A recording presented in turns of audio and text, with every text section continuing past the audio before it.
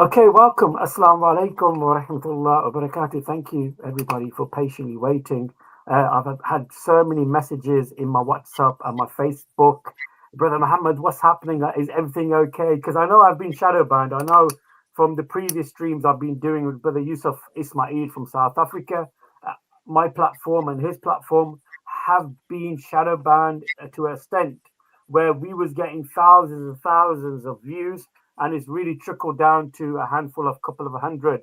So it's quite sad that this is actually happening when you're trying to raise awareness of the oppression that's taking place around the world. There are certain organizations that seem to hazard you and put blocks in your way and barriers in your way.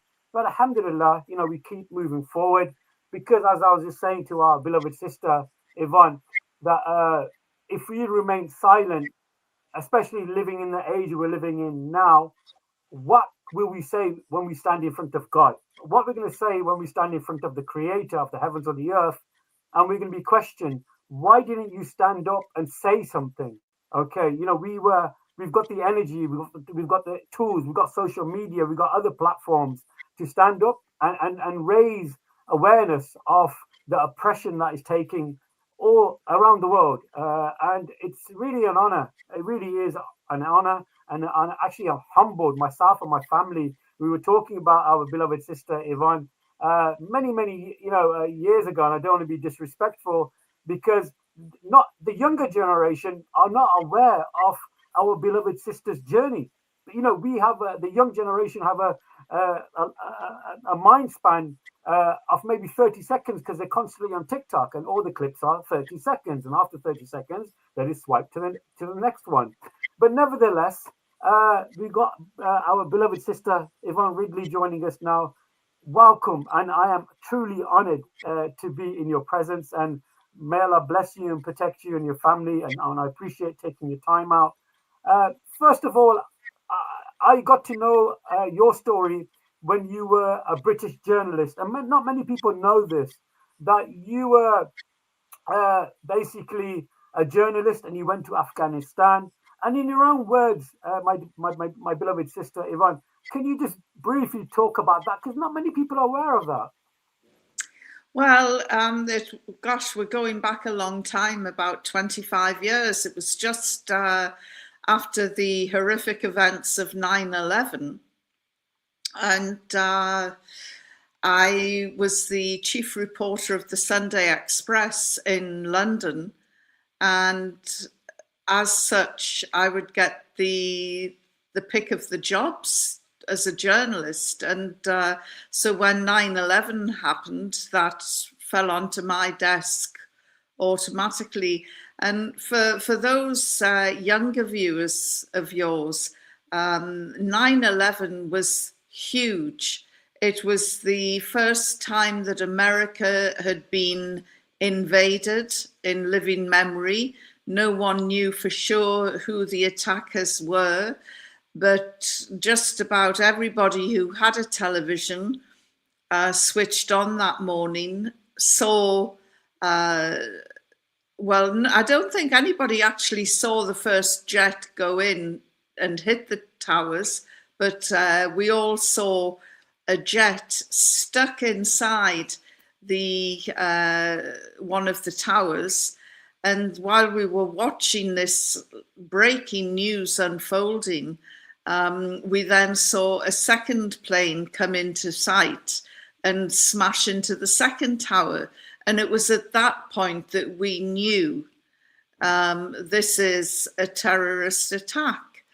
And, something more than somebody wearing a T-shirt, which is what we've got today as a definition for terrorism. But I'll come back to that later. And it was shocking. And we just stood helpless watching these two towers incinerate. And then we saw office workers who would rather take their chances by jumping out of the 26th floor and face certain death than remain inside the burning inferno. And it was really traumatizing. It was a huge story. It was one of those moments like man landing on the moon or JFK being shot. It was huge. And it was never off our TV screens. Programs were cancelled. Regular TV schedules went by the board. And then every 15 minutes, you would see the second plane going into the Twin Towers.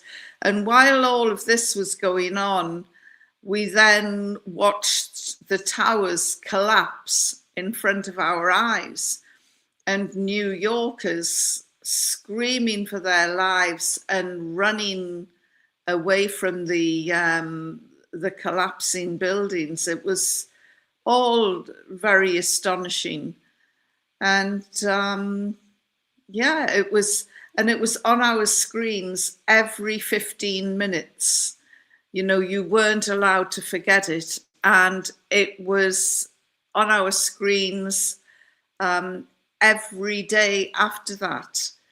Every 15 minutes, rinse, repeat, shown again.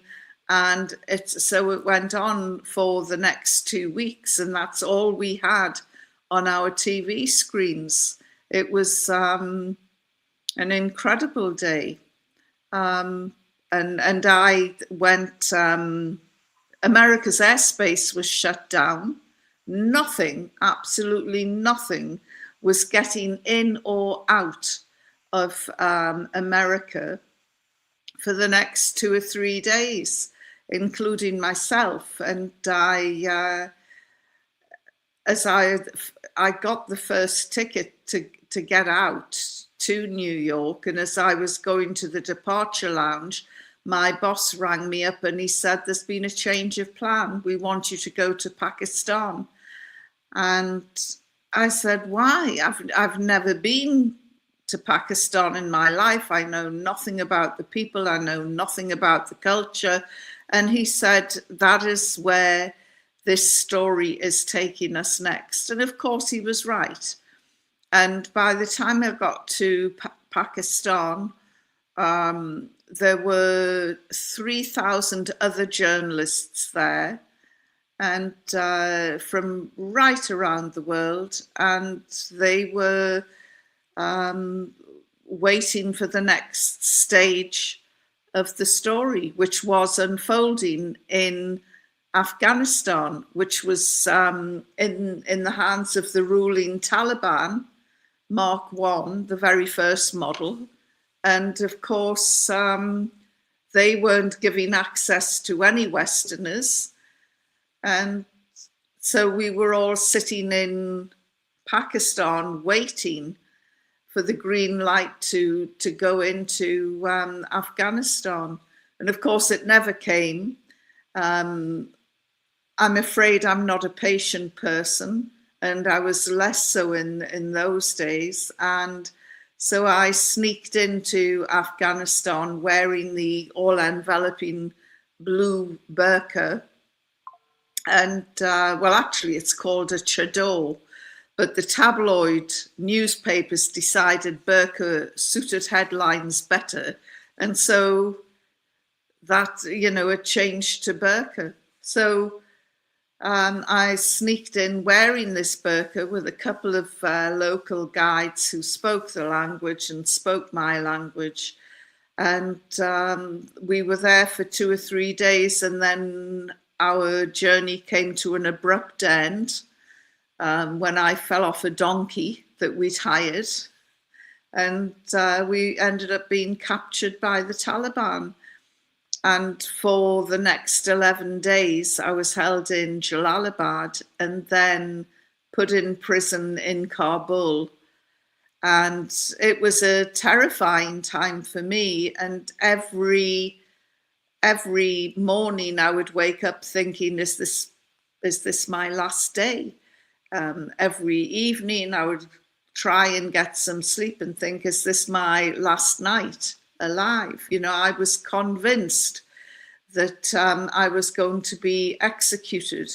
uh, Tony Blair and George Bush had told us that this was the most evil, brutal regime in the world and that they hated women. So I didn't think I was going to see the sun set on my first night, never mind the next 10 nights. And it was a truly terrifying experience. As I say, I was convinced I was going to die. And so it didn't matter what I would do. If I was going to be a model prisoner, the outcome would still be the same. So on the grounds that you don't kiss the hand that slaps you, I decided to be the prisoner from hell. And I swore at them, I threw things at them, I shouted at them, and it was a complete clash of cultures. They didn't understand me, I didn't understand them. And in the end, I was released on humanitarian grounds. And in all truth, I don't know who was happiest to cross out of Afghanistan and back into safety in Pakistan. I don't know who was happiest, them or me, because, they finally got rid of this horrible English woman. They said that we're releasing the English woman. She's a very bad woman with a very bad mouth.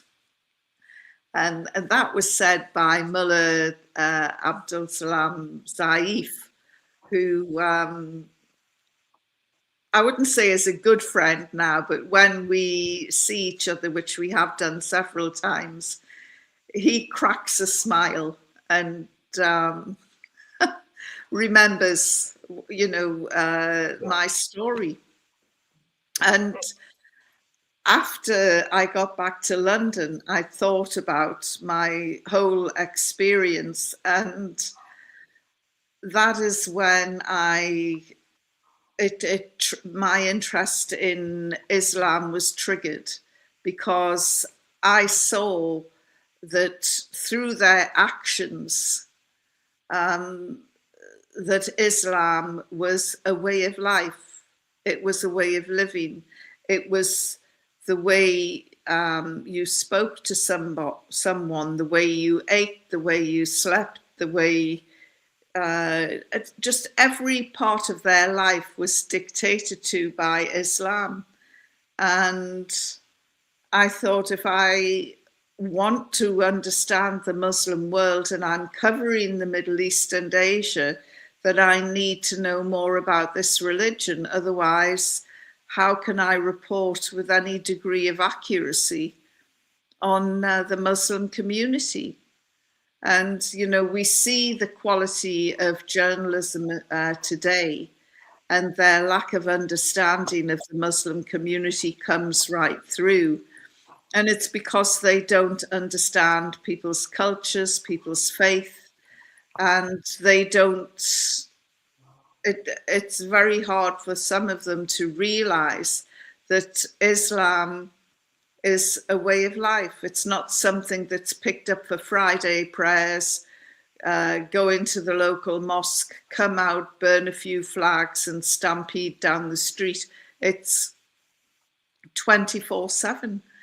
And so 2 years after studying Islam, I embraced the faith. And people say, oh yes, she embraced the faith of her captors. Well, anyone who's a Muslim knows that no two Muslims are alike. They've got different ideologies, different beliefs. And so to say that is foolish. And but even more ridiculous are the people who say, oh yes, she was a victim of Stockholm syndrome, which is when you bond with your captors. And as anybody in Afghanistan would tell you, I was the prisoner from hell. They couldn't wait to get rid of me. no one was more surprised than them when I embraced Islam. Wow. It's amazing. Well, I remember this. I mean, like I said, as I was growing up, if I'm not mistaken, around about the year 2000, and how quickly time goes quick. Like and I remember you being on TV yourself, and you were a well-known journalist. You worked for so many huge journalist organizations like the Sunday Times, if I'm not mistaken, the Independent, the Observer, the Daily Mirror. And one of the question I wanted to really ask you is, you see the media at that particular time. Has there been a huge difference between the thought process at that time of media? Because of course we never had internet as we know it now, like TikTok, and other than that, when you wanted to read about the news, you'd go to the newspaper on the corner shop, get yourself a copy of your newspaper, or you had like 3 to 4 channels, and if you were rich enough, you probably had Sky TV back in those days. So what do you notice about the difference between the the journalism at that particular time and what's happening now? What has changed, if it has changed? If you understand my question. Yes, well, the media are still, on the whole, rampantly Islamophobic, and we saw that recently with the terrible stabbings in Golders Green, the traditional Jewish area in London, and this deranged man had appeared to deliberately pick out 2 practicing Jews because they had the clothing of observant Jews, and they were stabbed. And when that happened, it was all over the news. Attack in a Jewish area, anti-Semitic attack, and race hate attack. But what the police knew at the time was that this deranged man had already stabbed a Muslim to death on the other side of the river, in London. I think it was over in the east side of London. And he wasn't mentioned at all. But the papers portrayed this very much as an anti-Semitic attack, and a terrible event for the Jewish community, which it was. It was a terrible event. But the poor Muslim guy who was killed was just completely airbrushed from the story. And the problem with the media today is that they think that everyone has the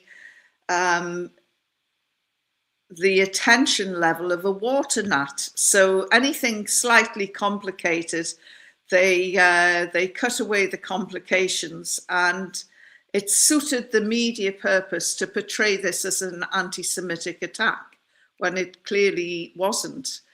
But then the baton was carried by Downing Street as Keir Starmer immediately announced a Cobra meeting. All the heads of various security departments were holding emergency meetings. We've got to do something to allay the fears of the Jewish community, and so it went on.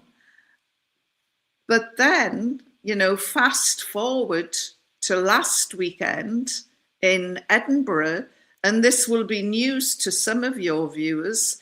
There was another deranged nut, a white supremacist, who came out onto the streets in Edinburgh with 2 or 3 knives and set about stabbing people outside mosques and people who looked like Muslims. So there were 5 Muslims stabbed.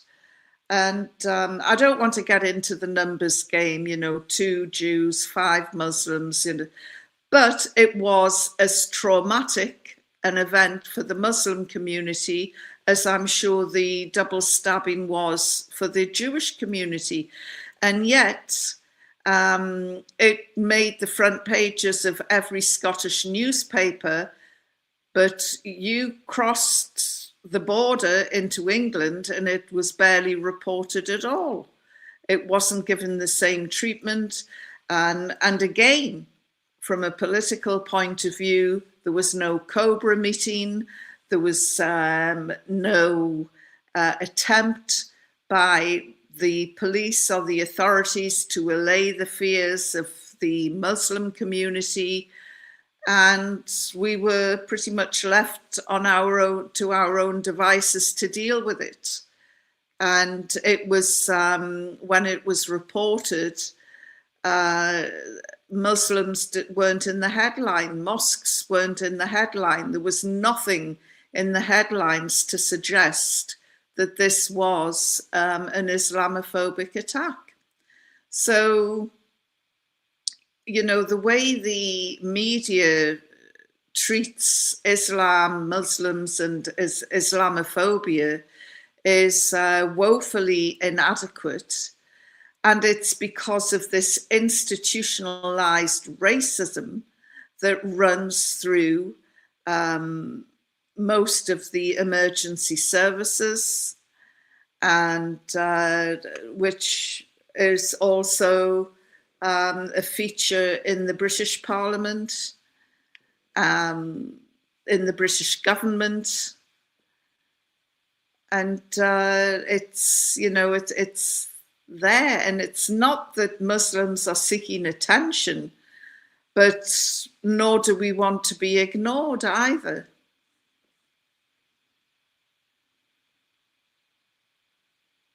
Yeah, I did see the highlighting of this stabbing, this young white man. I think he was topless, just going around. He had a couple of knives in his hand, and he was going around just randomly stabbing.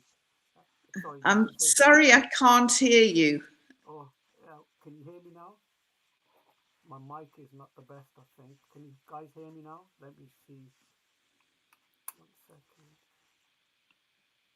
Yeah, 1 second. Okay, is that better? No. Can you hear me now? That's a little better. Okay. I'm as deaf as a post. I was in Idlib in 2018 in Syria, and I was having breakfast with some teachers from a school there, and some idiots from ISIS decided to fire over some rocket-propelled grenades, and we weren't hit, and they landed and exploded on the other side of a wall to where I was sitting. Yeah. And I ended up not stone deaf, but pretty much deaf. And I've just got out of the habit of wearing them because when it sounds as though I'm always looking for trouble, but last September I was arrested by the Israelis. I was flotilla bound for Gaza, and I was arrested. And the Israelis took my hearing aids. And I said to them, you know, they're my hearing aids. Give me them back. And eventually I got my hearing aids back, but without the batteries. So they were of no use to me whatsoever. And I was in prison for about 7 or 8 days. And, you know, you just get out of the habit of wearing hearing aids and get back into the habit again because, as I say, I'm as deaf as a post. Can you hear me now? Is it a lot better now? Yes, I can hear you now. That's great. I'm actually slightly deaf from one ear myself because I served in the British Army many years ago, and we used to have our ear defenders. And of course, I used to take one of them out so I can listen to the commands of the sergeant major or whoever is in command. And then from there, I think one of my drums has slightly been damaged, but I'm in the same boat, and God willing, we can work together. You mentioned something, and I wasn't really fully aware of that you were captured by the Israeli army, the defense force, as the most moral army in the world. All right, and God, uh, and then of course at the beginning you were captured by the Taliban. I love to understand this now because the Israeli army, the IDF, portray themselves as the most moral army in the world. And the Taliban were portrayed as barbaric savages, like with swords and, beheading everybody, you know what I mean? And what did you notice between the two? I know there's a big time. Well, I said at the time when I was released from Israeli detention that I would rather spend 2 months with the Taliban than 2 minutes with the Israelis. They were absolutely horrific. The treatment of the prisoners was awful. These were the flotilla prisoners. There was hundreds of us. I was put in a cell with 17 others. I mean, there was no floor space when we went to sleep. And they would come crashing into our cell at about 2 or 3 in the morning, heavily armed, machine guns, dogs, and shouting and screaming. And they would allegedly do a head count, which was ridiculous. And then they would go off again. And the food was disgusting. I just didn't bother eating it. I went on hunger strike. And of course, they couldn't care less. But I mean, the food that they served us was riddled with maggots and flies and really... And this was just a tiny little slice of what the Palestinians go through on a daily basis in these prisons. And it was, as I say, I would happily do 2 months in Afghanistan, which would mortify the Taliban, I've got no doubt, because I don't know that they'd want me as a prisoner again. But it was awful, and I have never come across so many heartless people. I couldn't call them human in Kitsiat prison in the Negev desert. I couldn't call them human at all. There was something morally repugnant about them. They lacked compassion. One day in the courtyard, I had an embassy visit, and I walked through the courtyard and I saw a girl called Sarah Wilkinson. She's very well known in the pro-Palestinian movement. And it was so nice to see her, fellow English person. And I sort of gave her a big hug and asked her how she was. And she was just about passing out because she was so dehydrated. She needed water, desperately needed water. And a soldier came past with a full bottle of water strapped to his side. And I said, "Oh, excuse me," I said, "could we please have some water?" And he looked horrified that I'd asked him for the water. And he said, "But it's my water." And I just said, "What the hell is wrong with you?" I said, "This woman's old enough to be a mother." I said, "Give me the water now." And he said, "No, it's mine." And it was I mean, we got water in the end, and not from him. I mean, he just didn't want to hand over his water. And it wasn't as though it was the last bottle of water left in the whole of Israel. You know, there was plenty of water. But it really shocked me that he was prepared to let this woman just pass out, or which is what she was, and that is unfortunately that was the attitude of a lot of them. They took all our medicines. It took me 5-6 days before I was allowed to see a doctor. And when I saw the doctor, I was glad to get away from him. I just wouldn't have trusted him at all. It was something sick and morally wrong with that whole society. And I've never, the only way that I can describe them is that it's like a zombie nation. There's no humanity there, no compassion. And if they're like that with fellow Europeans, because let's face it, most of the Ashkenazi Jews are Europeans. If that's what they're like with the Europeans, what on earth? Well, we know what they're like with the Palestinians.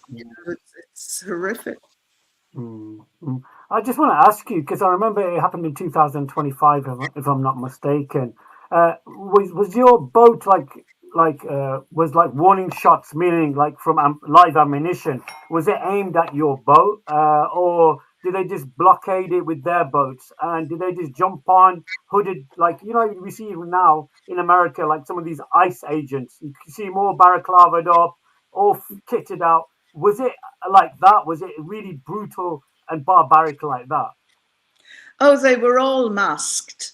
But I don't think that that's got anything to do other than they don't want to be identified, because they want to return to their homes in Europe, or they want to holiday in Europe. And they know that various IDF have been identified and picked out and given humiliating treatment while they've been on holiday in Europe. So the reason that they were masked is they did not want to be identified to a wider audience. So that's why, and also it's quite intimidating having somebody who's masked charging into your cell or doing something. It is intimidating. But myself, sorry, Yvonne. I just wanted to add something, and this is me and Yusuf. There's another brother called Yusuf Ismail. We normally do podcasts together, and he's very, very good. And he brings statements from Bet Salem and other Israeli human rights organizations. And last time we were talking about, and I hate saying this, normally I'm on TikTok, so we use the term grape instead of the R word.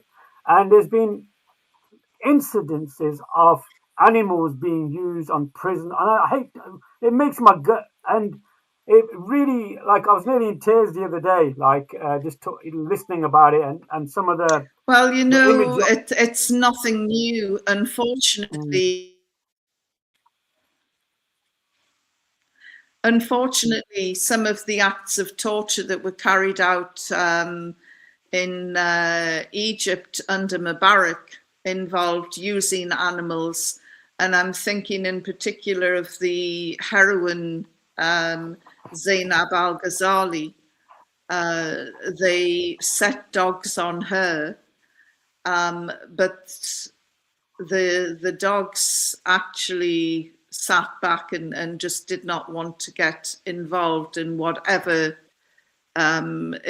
torture that they wanted to do. But the Israelis have trained their dogs to try and engage in bestiality with the prisoners, and they're using pheromone sprays on the animals. I'm amazed that none of the animal societies, and including PETA, have raised any objection to the way that Israelis treat their animals, because this has got to be cruelty to the dogs as well.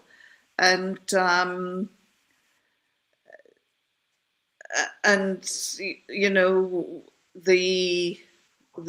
poor Palestinians, and they are being incredibly brave by speaking out, because until recently, the Israelis relied on their silence to carry out these gross forms of torture. And how they've managed to do it, I don't know, but there was the video that went viral of the gang rape of a Palestinian. And that's when we discovered that Israeli ministers like Ben-Gvir and Smotrich were campaigning for the right to rape as an act of self-defense. And it's that society is so depraved, and I have called them savages, and was challenged about this, saying you can't call all the Israelis savages. And I'm saying, well, it's a large number.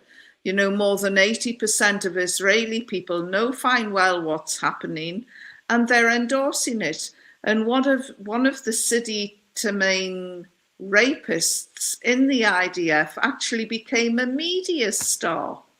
And he was on panel shows and quiz shows in Israel. And that's how they treat rape suspects. Whereas anywhere else in the world, they're certainly not rewarded or turned into media stars. And because I kept calling the Israelis savages,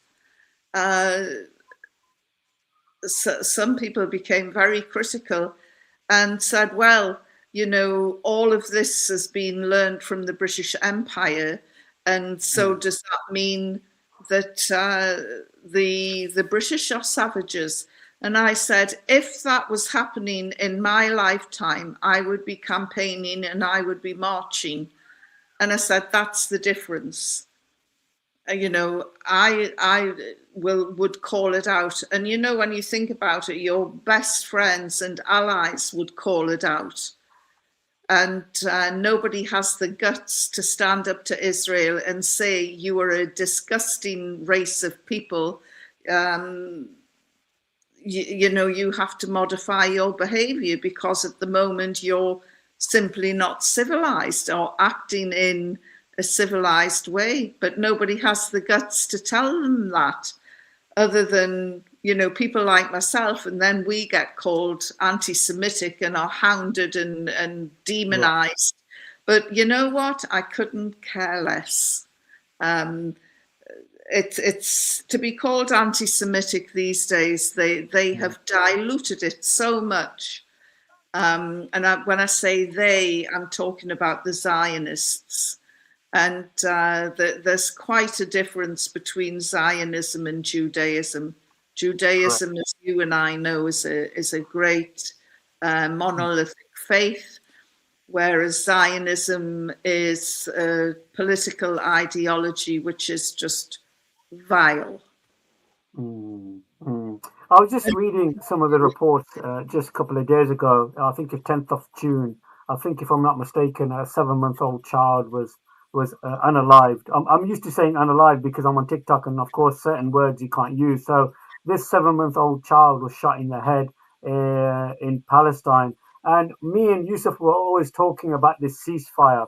Are you aware of how many people have lost their lives, the Palestinians, since this so-called ceasefire has taken in? It's a joke. Well, the Israelis don't know the meaning of the word. You know, the ceasefire in Gaza has been a joke. It's broken by the hour. The ceasefire in Lebanon, the Americans are not capable of enforcing Israel to respect it. And the messages that are coming out of Lebanon at the moment from Israeli government ministers are, we're not leaving Lebanon. Lebanon is part of Israel. It's part of the greater Israel. And this is totally against what was agreed between the Iranians and the Americans.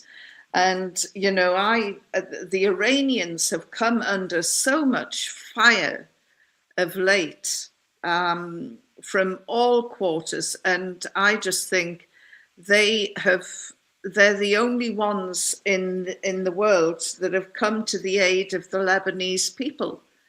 And this is something that I find really disturbing, that the Arab world can sit back and do nothing while Lebanon is being bombed. And with the exception of Iran and the Houthis, and the Houthis have been pretty quiet of late, I'm not sure why, but they have. Nobody has come to the aid, and the media doesn't help in its reporting. You know, they keep talking about Israel attacking Hezbollah. Well, what a lot of people don't realize is that every member of Hezbollah was born in Lebanon, is Lebanese. You know, they are defending what they regard as their country. And this is not reported by the Western media. But, you know, Muslims are going to have to stand up sooner or later and stand up and be counted. And there's 2 billion of us. That's correct. And I'm thinking in particular of Masjid al-Aqsa, which is the third holiest site in Islam, as you know. And it is the custodians of the Holy Mosque is the Jordanian Hashemite kingdom. And I know that the king there, God help him, doesn't have much of a backbone, but he is the custodian, and it is his religious and moral and royal obligation to make sure that no harm comes to Masjid al-Aqsa. And if the mosque is under serious threat, then it is for him to summon Muslims from around the world, all of us, to go and protect Masjid al-Aqsa. Now, we are incumbent to protect Masjid al-Aqsa. There's 2 billion of us. And I think that mosques around the world need to educate Muslims as to what their duty is towards Masjid al-Aqsa. And, you know, the Palestinians, bless every one of them, have been prepared to pay the blood price to save that masjid. And they have, because without their heroic resistance, we would have lost that mosque many years ago. So the time is coming, and there is a white paper that has been drawn up. It's there for public scrutiny. It's a public document, and the King of Jordan will have seen it, and it does remind everyone all Muslims, regardless of their sect. Mm. It does remind them of their obligations towards Masjid al-Aqsa. And the person who brought it to my attention is an old colleague of mine, Peter Oborne, journalist. And he said, you know, gosh, what is going to happen if the King of Jordan calls on the entire Muslim world to come and help? Yeah. Because it is hard that we respond in a positive way. So I'm sure that, you know, I think the Israelis have actually said, oh, we want to turn this into an interfaith site. Well, we know what that means. It means erasure of Muslim worshippers and more access to Israelis.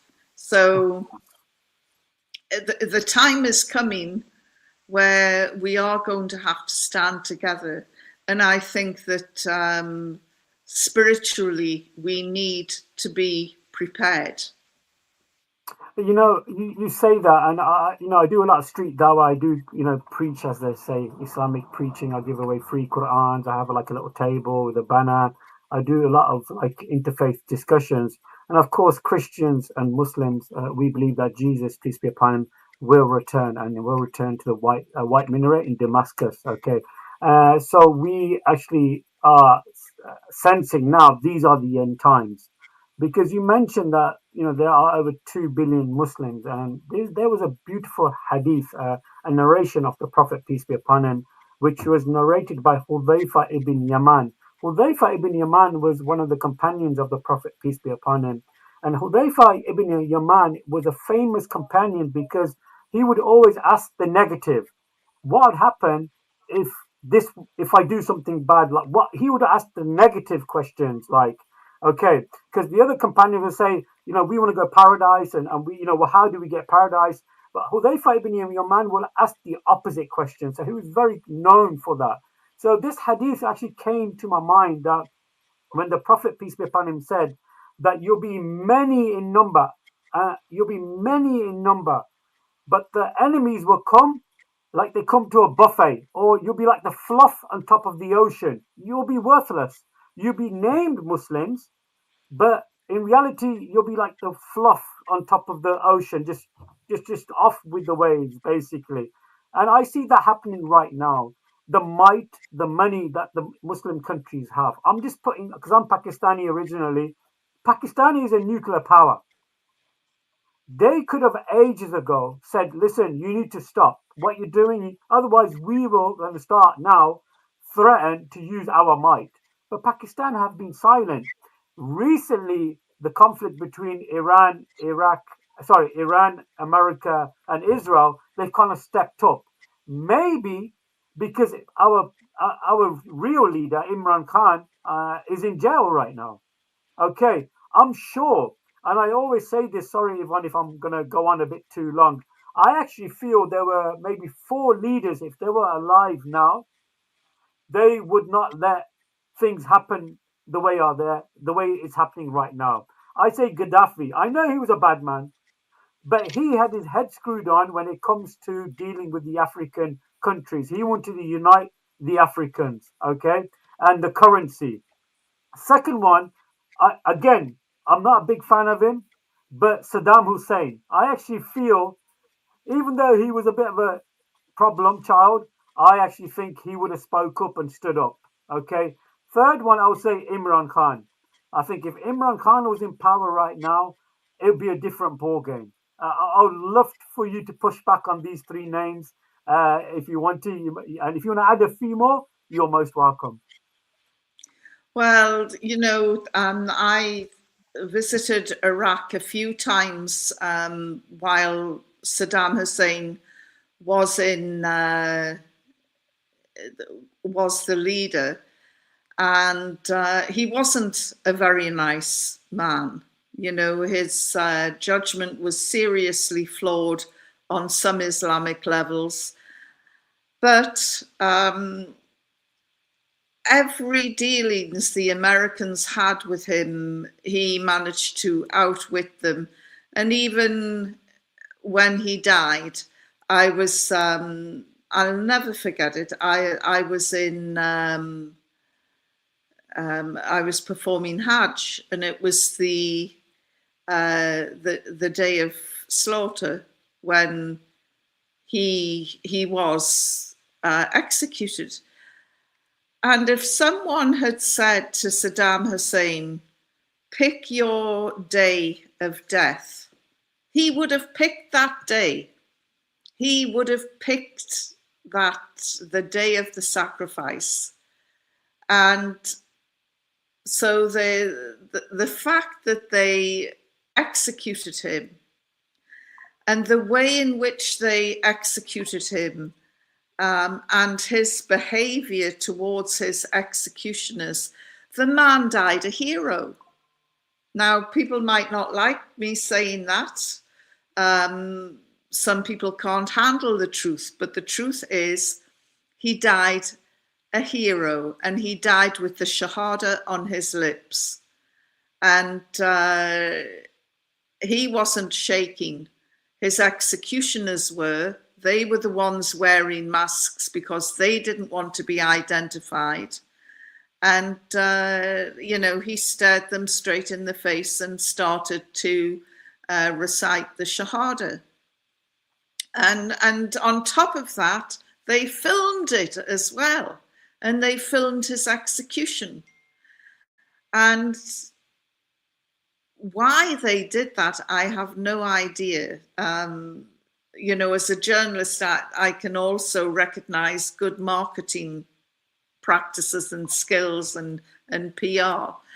And if I was handling that for the Americans, I would have banned the cameras for a start off. And there's no way I would have wanted that film to get out. But they did. They did. And as I say, whatever bad things he did in life, he wiped the slate clean in those final seconds of his death, and he died a hero.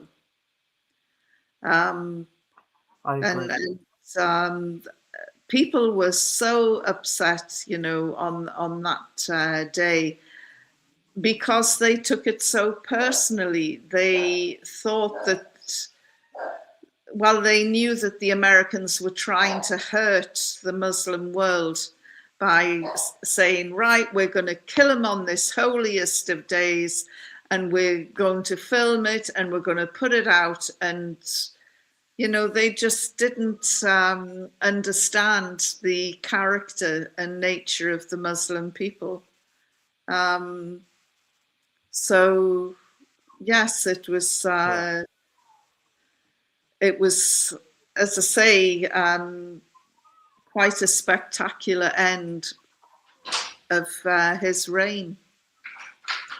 It was, and we see it all in real time, even with Gaddafi, and now we're actually watching it now with Imran Khan, who I actually think is a hero. I feel strongly that the West are behind this, and I have my own conspiracy theories. And God willing, maybe on the next show, myself and Yusuf and you, we can probably unpack them. I would love to talk about the Epstein files, and that's a podcast within itself. I love to talk about APAC, okay, and then of course, I'd like to wrap the show up, if you don't mind, talking about the Workers' Party of Britain. George Galloway, recently he was detained at the airport, himself and his wife. He was refused entry, if I'm not mistaken, and now he hasn't returned back to the UK. Do you think this is the last time we actually see George Galloway in the flesh in the UK?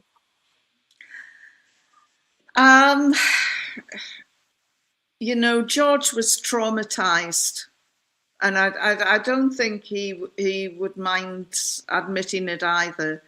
That you know what it's like when you do a lot of traveling.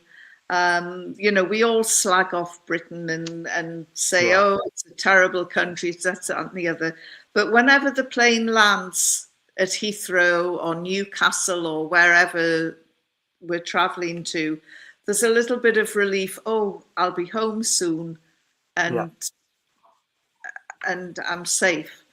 And George was traumatized, being met by armed police, having his laptop and his mobile phone seized, separated from his wife, and she was treated like a terror suspect, and he was traumatized, and I think that he realized quite quickly that this wasn't just a random stop. They were geared up to stop George Galloway. He's a thorn in the side of the authorities. There's talk that he may, as leader of the Workers' Party, stand in Manchester. I don't know how true that is, although I'm in the Workers' Party, but I haven't heard this for sure.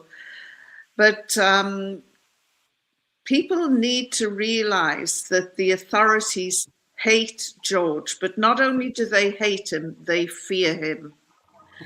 I don't know if you remember when he won the Rochdale by-election.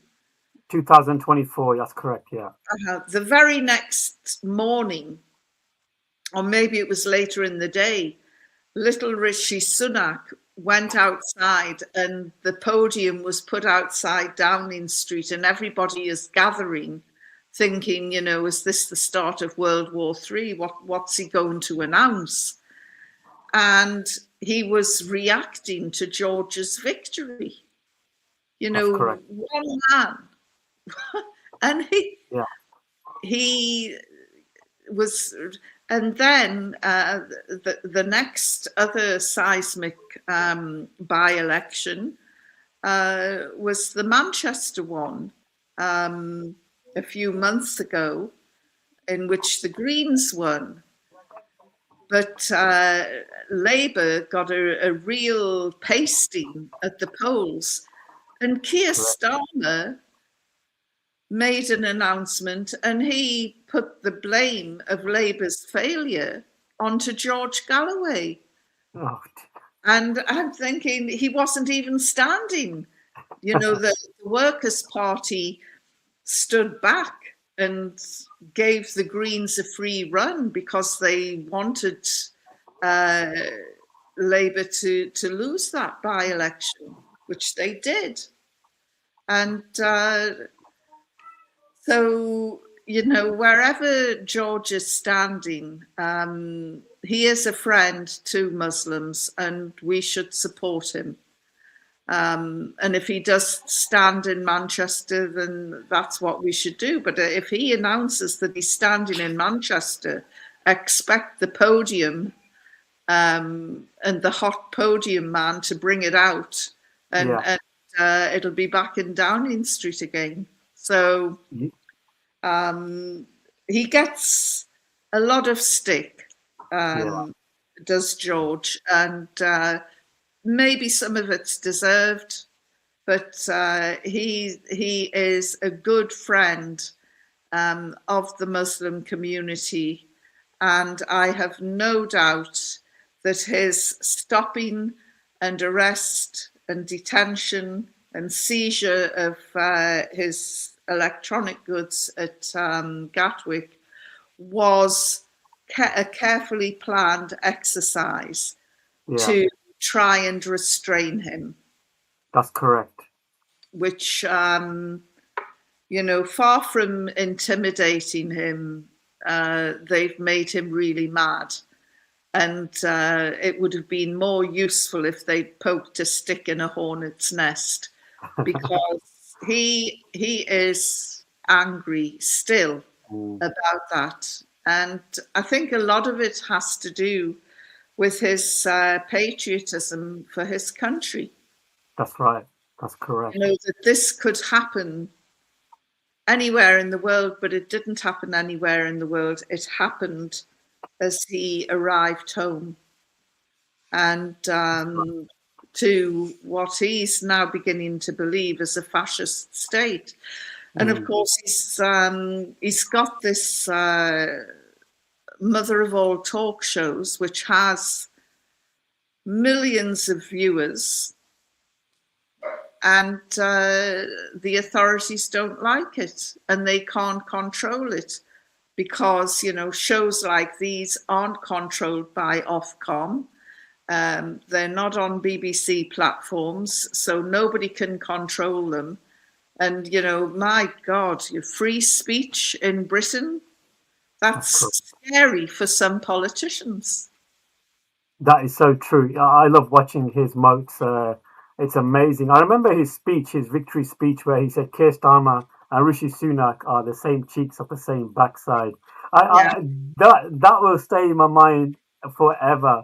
And I do remember the podium coming out at number 10 and Rishi Sunak with his blue suit. And I actually thought it's like he's like going to bring the army in or something, because in the way he was talking is like there's going to be civil war, because George is absolutely over the top. I've never seen any prime minister do that before. Have you seen anybody do that before? Like when somebody else has won and then come out and make a huge hoo-ha out of it? I'm a keen Westminster watcher, and I have never seen that before. And I just wouldn't have done it. I just think, you know, what a tremendous boost that must have been for George. That free advertisement. Man can have that impact. That's right. It was incredible. So I don't know if he is going to stand in Manchester. The more that I hear about Andy Burnham, the more I'm quite disillusioned and disappointed, and you know, another cheek of that backside you were talking about, and it's, you know, not a good sign. But you know, that's the nature of politics. Absolutely. Finally, I'd love to ask about yourself. What's your role now, if you don't mind sharing? Are you standing in Newcastle, if I'm not mistaken, as a candidate for the Workers' Party, or what's your role now? Well, I was I did stand in the Scottish elections, which we've now discovered Israel played a part in interfering in the Scottish elections. I didn't do well. I lost a deposit for the first time ever, and so I'm sort of picking myself up again.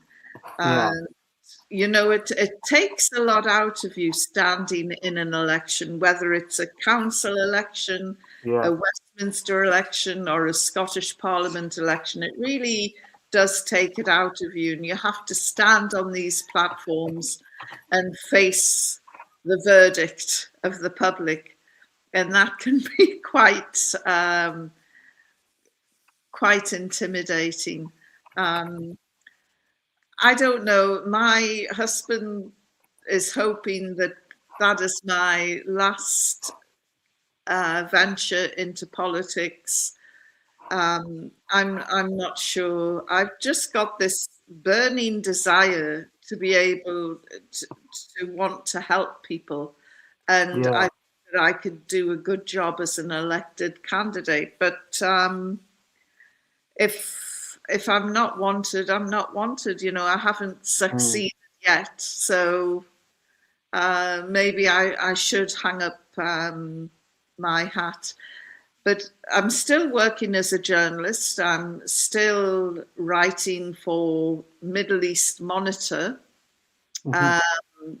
and I've done quite a sad story today about my friend and colleague Bilal Abdul Karim, who was the co-founder of On the Ground News. And 190 days ago, he was arrested and disappeared into the prison system in Syria. And I am so sad because, not because it's been one man, but I just feel that the Syrian revolution has halted. I don't think that it's going to liberate people. The regime appears under Jalani, or al-Sharaa as he now calls himself, the regime appears to be doing U-turns and following in the footsteps of the Assad regime. And I know people will be out there saying, no, no, you can't say this, you know, have some faith. Well, I can say it and I will say it. And it's what I've written about today. I just discovered that in a 6-week period, and nobody's reported on this, in a 6-week period, 7 of the senior Syrian military commanders all died, dropped down dead with a heart attack. Oh, Now, interesting. I just don't believe in coincidences. You know, to have Yeah. one heart attack, one cardiac arrest, it's unfortunate. To have 2 is a tragedy, but to lose 7 of your inner circle, and you know, That's strange. what is going on? It's you know, this foul play, according to the gossip in the souks. It's the act of MI5 or the CIA or MI6, you know, Western intelligence shenanigans.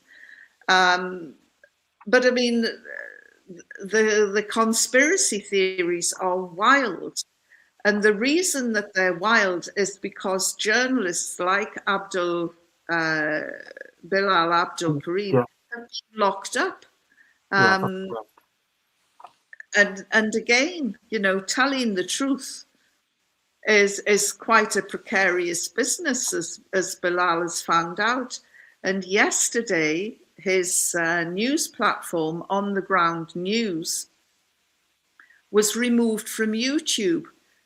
Now, anyone who knows about these platforms on YouTube, you can't just get rid of a TV channel without having the passwords and all the and I know for a fact that Bilal would never ever hand over his news station to anybody he didn't trust. So the fact that it's been taken live off the air by the al-Sharaa regime tells me that they have tortured him to get the passwords and the details out to close down this channel. And I think it just shows how prickly and how precious the Syrian regime is. It can't take criticism. The soul of the Syrian revolution has lost. And I know that some of your viewers will not want to hear this, and they'll be spitting tacks that I am saying this, but it's true. And we must not be afraid of the truth. We might not like the truth, but it's a constant and it will not change, and it's out there. And the Syrian revolution at the moment is in the hands of rogues. And of course, there's a rebuilding program coming up in Syria that involves billions and billions of dollars. And wherever there is a building program and billions and billions and billions of dollars, there'll be a Trump or somebody, a Kushner. And we've seen the havoc that Gerald Kushner has caused in Albania and elsewhere in the world, where people don't want their style of property development, which favors the super rich and takes the land from the poor. So, Yeah. so very sad news in Syria. And for real, genuine friends of Syria out there, if it is within your gift to do something about it, for God's sake, act now, because Syria is in the hands of rogues, and the revolution needs to be rescued, turned round, and kick-started all over again. And it really Okay. pains me Yeah. to say that. It is quite depressing, to be honest, because wherever you look, and if you got some type of consciousness and empathy towards people, all you see is death and destruction. But there are good souls out there. There are individuals like yourself, and of course George Galloway's, and other than that, who are still out there promoting and highlighting the people who are being oppressed around the world. And finally, I just, of course, to end the show, I would like to say a big thank you to you, Yvonne, for all your efforts throughout the years. You have been an ambassador, a great role model for everybody, and I really appreciate you coming on my show. I know we had some hiccups earlier on, and I'm hoping, God willing, I would love to see you with Brother Yusuf Ismail on the same platform. I actually think you do so well together because Yusuf Ismail is a fantastic speaker. He's packed with information. He's like a machine. He's a and I'm like, whoa, calm down, Brother Yusuf. He is so passionate. But again, unfortunately, the time zone, he's in South Africa. So it's quite difficult sometimes to catch up and join us. But like I said, from the bottom of my heart, I really thank you. And I think you should give it one more shot for standing for the Workers' Party, even if it's the local elections. I think you should give it one more shot, and God willing, and make your judgment after that. And I do pray and I do hope George Galloway does return. I would love to see him in the flesh again, and I hope he stands in Manchester because he'll give a big boost to the members of the Workers' Party to see him back on the land, his own homeland. And you mentioned something very interesting. We as British people, we travel around the world, and it's nice to go for a short break here and there and embrace other people's culture. But when you land back at Heathrow or Gatwick, you, your heart is your heart is still here in the UK. It's great to be home. Sometimes you feel like as soon as you touch your feet on the ground of UK soil, you're like, Alhamdulillah, I'm back home. Even though you've had a fantastic holiday somewhere, or you didn't had your Umrah, but when you return, this is home at the end of the day, and we don't like to see it slide down in the way it's happening right now. It's sliding, and I'd love to unpack the far right, Tommy Robinson, and hopefully we can unpack that in the future. But I don't want to keep you up too long, and I really thank you so much from the bottom of my heart for all the efforts you've been doing throughout your years of highlighting the oppression of highlighting the oppression of the oppressed. And thank you so much, and I hope the audience will also can be maybe follow you on Facebook, Yvonne Ridley, and also Instagram and Twitter and other social media platforms. Please follow the sister, follow the sister, like, share. It will be fantastic for you guys also to participate in highlighting the struggles of the people around the world. Okay, so please do that.